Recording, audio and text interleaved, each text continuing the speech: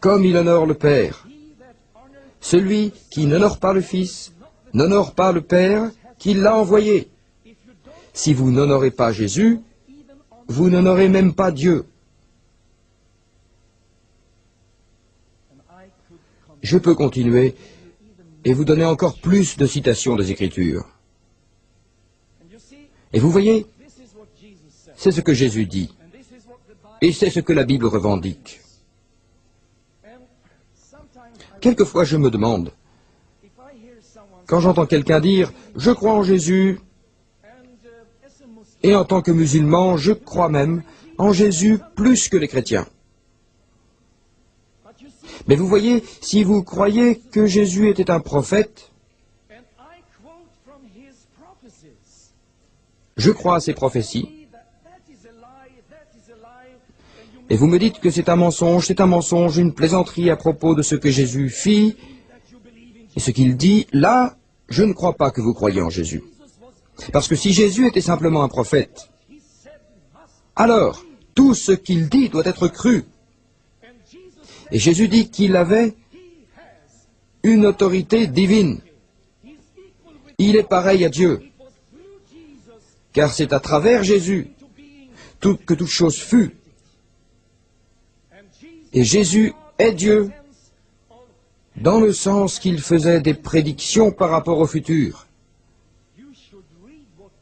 Vous devez lire ce que Jésus dit à propos du futur lorsqu'il parle de notre temps et que les Juifs reviendraient vers Israël, que plusieurs conflits éclateraient dans le monde,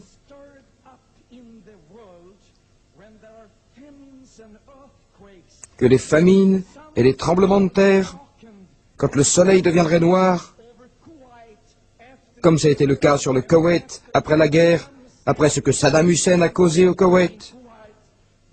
C'est tout à fait ce dont Jésus avait parlé exactement. Toutes ces choses terribles qui auraient lieu juste avant le retour de Jésus, lorsqu'il se manifestera à nouveau dans toute sa gloire pour redonner la paix sur cette terre.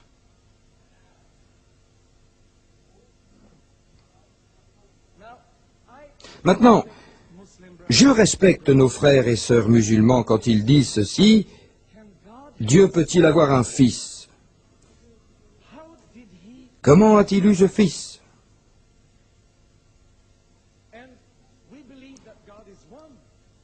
Et nous croyons que Dieu est unique. Et vous croyez en 2 ou peut-être 3 dieux. Non, ce n'est pas ça. Voyez-vous, Jésus n'est pas le Fils de Dieu de la même manière que je suis le Fils de mon Père. Vous devez comprendre, si vous avez de l'esprit, que Dieu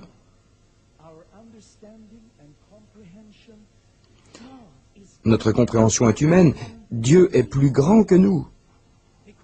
Car la Bible dit que Dieu est si grand que nous vivons dans l'ombre de son existence. Voyez-vous, Dieu est si grand que cela dépasserait notre imagination.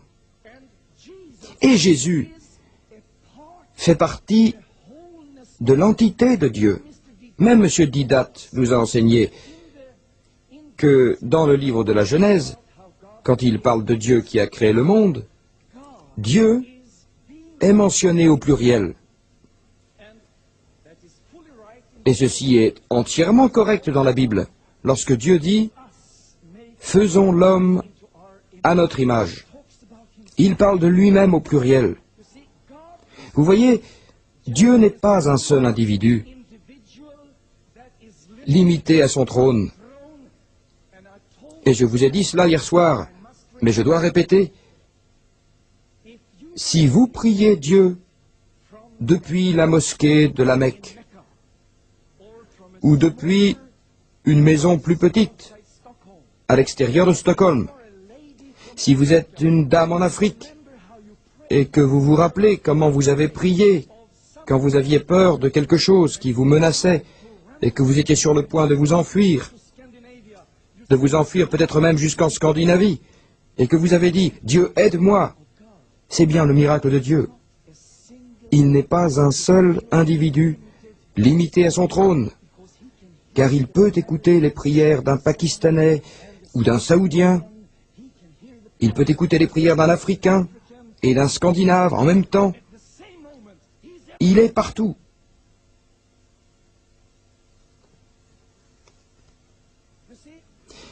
Vous voyez, il y a des années et des années que nous tous savons que la vérité était si simple à comprendre.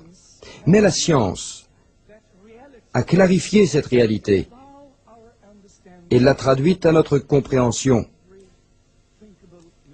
presque même à tous les niveaux. Quand vous parlez d'un atome,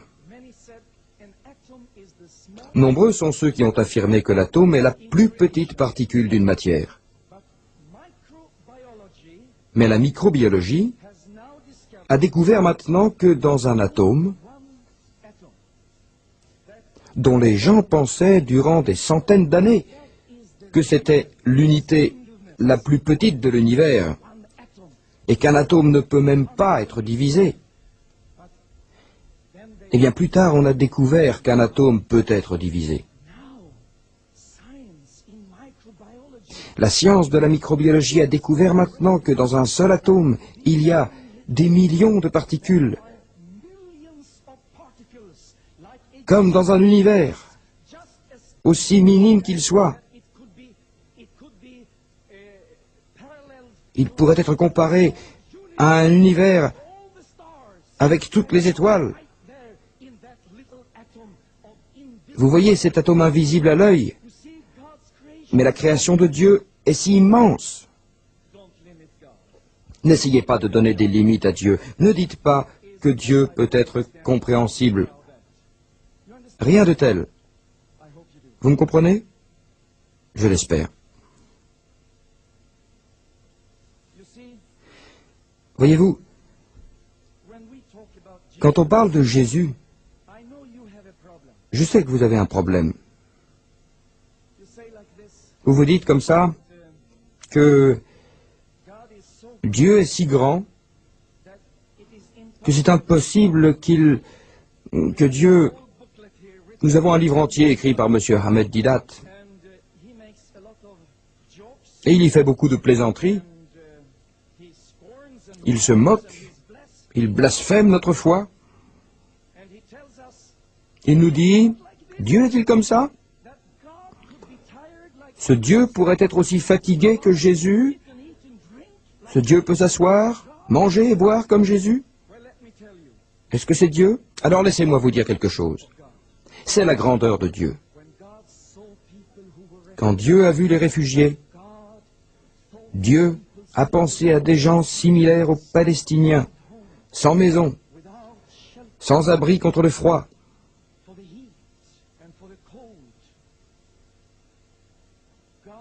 Dieu voulait comprendre l'humanité.